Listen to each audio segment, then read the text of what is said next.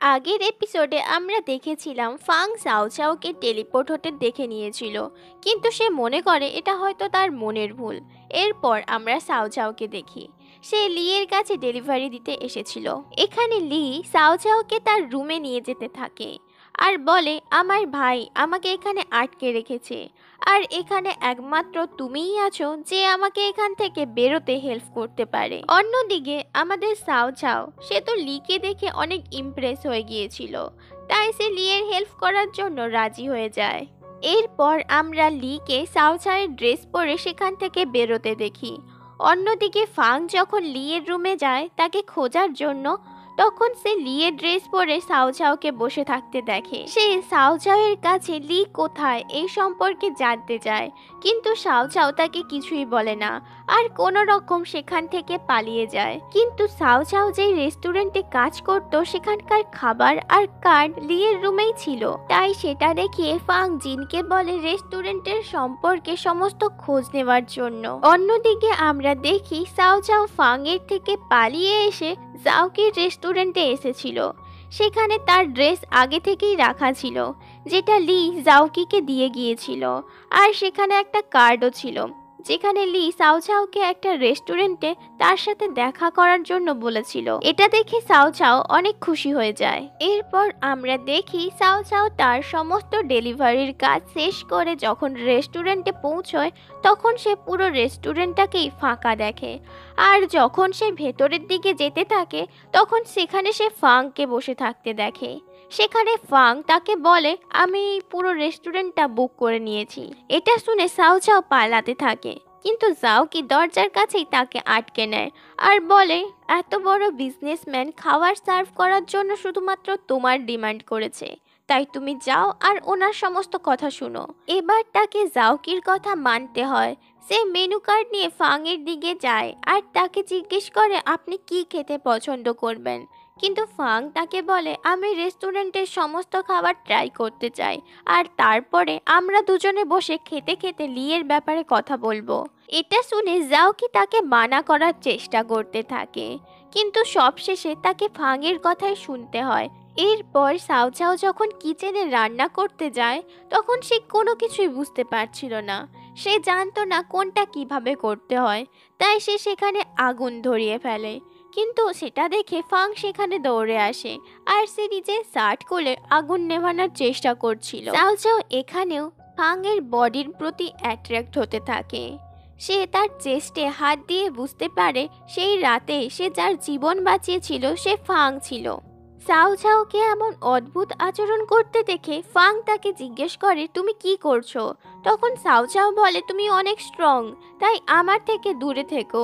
আর সে ভয়ে লিয়ের সম্পর্কে সমস্ত কথাই তাকে বলে দেয়। এরপর ফাং সেখান থেকে যাওয়ার পরেই সাও চাও লিকে বাঁচানোর জন্য ফুল স্পিডে সেই হোটেলে পৌঁছে যায় যেখানে লি রয়েছে। সাও চাও সেখানে গিয়ে লিকে সেখান থেকে পালাতে বলে, কিন্তু লি বলে, তুমি টেনশন করো না, কারণ এখানকার সমস্ত কিছুই আমার কন্ট্রোলে। আর সে তাকে ডিনার করার জন্য প্রপোজাল দেয়। এতে সাও চাও রাজি হয়ে যায়। এরপর তারা একসঙ্গে বসে ডিনার করছিল আর অনেক গল্প করছিল। আর হ্যান্ডশেক করার সময় লি নোটিস করে সাও চাও গ্লাভস পরে রয়েছে, তাই সে তার কাছে এটার কারণ জানতে চায়। তখন সাও চাও বলে, আমাদের এলিয়েনদের স্কিন অনেক সেনসিটিভ হয়ে থাকে, তুমি যদি ডাইরেক্টলি সেটাকে টাচ করো তাহলে অনেক খারাপ কিছু হতে পারে। তখনই সেখানে ফাং চলে আসে। ফাংকে দেখা মাত্রই সাও চাও আবারও তার প্রতি অ্যাট্রাক্ট হতে থাকে আর তার বডি থেকে সে তার অ্যানাউন্সিয়েটার অর্থাৎ তার যে হারিয়ে যাওয়া স্টোনটা সেটার স্মেল পেতে থাকে। তখনই ফাং তাকে সরিয়ে তার বডিগার্ডদেরকে বলে লিকে ধরে ফেলতে। এখানে সাও চাওয়ের মনে হতে থাকে অ্যানাউন্সিয়েটারটা হয়তো এখন ফাংয়ের কাছে নেই, সেটা হয়তো তার বাড়িতে রয়েছে, তাই সে তার বাড়ি যাওয়ার জন্য ফাংয়ের পায়ে পড়ে নাটক করতে থাকে। সে বলে, আমি লিয়ের সাথেই থাকতে চাই। এই জন্য ফাং লিকে আর সাও চাওকে তার সাথেই তার বাড়িতে নিয়ে যায়। ফাংয়ের বাড়িতে আসার পর থেকে যখন সমস্ত কিছু কিছুটা শান্ত হয়ে যায় তখন সাও চাও তার অ্যানাউন্সিয়েটার খোঁজা শুরু করে। সেখানে কোথাও সে তার অ্যানাউন্সিয়েটার খুঁজে পায় না। এরপর সে ফাংয়ের রুমের দিকে যায় তার অ্যানাউন্সিয়েটার খুঁজে বের করার জন্য, কিন্তু তখন ফাং স্নান করছিল, তাই ফাংকে দেখে সে আবারও অ্যাট্রাক্ট হতে থাকে। কিন্তু কিছু একটা আওয়াজ শুনে ফাংয়ের মনে হতে থাকে বাইরে কিছু রয়েছে, তাই সে জিজ্ঞেস করে বাইরে কে। তখন চাও চাও সেখান থেকে পালিয়ে যায় আর বাইরে এসে সমস্ত কিছুই আগের মতন করে দেয়। এরপর ফাংয়ের মনে হয় এটা হয়তো তার মনের ভুল, তাই সে তার বেডে এসে ঘুমিয়ে পড়ে। এরপর ফাং যখন ঘুমিয়ে পড়ে তখন চাও চাও আবারও তার রুমে যায় আর তাকে স্ক্যান করতে থাকে। কিন্তু তখনই ফাং জেগে যায়। সে চাও চাওকে তার বিছানে ফেলে দিয়ে তার ওপরে উঠে বসে আর তাকে জিজ্ঞেস করতে থাকে, তুমি আমার রুম থেকে কি চুরি করেছো? তখন চাও চাও বারবার করে তাকে না বলছিল। সে তাকে বোঝাতে চাইছিল সে কিছুই চুরি করেনি। সে বলতে থাকে, তুমি আমায় চেক করতে পারো। কিন্তু এটা শুনে ফাং লজ্জা পেয়ে যায়। সে তার সিকিউরিটিকে ডেকে সেখান থেকে চাও চাওকে বার করে দেয়। পরের দিন লি যখন এই সমস্ত কিছু জানতে পারে তখন তার খুব খারাপ লেগেছিল। কিন্তু ফাং তাকে বলে, তুমি চাও চাওয়ের সাথে ডেট করতে পারো না। এটা বলে সে সেখান থেকে চলে যায়। এরপর আমরা ফাংয়ের স্টেপ মমকে দেখি। তার সাথে তার ভাই কথা বলতে এসেছিল। এখান থেকেই আমরা জানতে পারি সে ফাংকে একদমই ভালোবাসতো না। সে চাইতো তার ছেলে লি এই কোম্পানির মালিক হোক। এখানে তার ভাই তাকে ফাংয়ের ব্যাপারে অনেক তথ্য জানায়। ফাংয়ের অ্যামিউজিয়া নামক অসুখের কথাও তাকে জানায়। এরপর তারা একটা প্ল্যান বানায় আর ফাংয়ের বিরুদ্ধে সমস্ত প্রমাণ জোগাড় করার জন্য তারা জু নামের একটি মেয়েকে ঠিক করেছিল। এরপর আমরা চাও চাওকে জাওকির কাছে দেখি।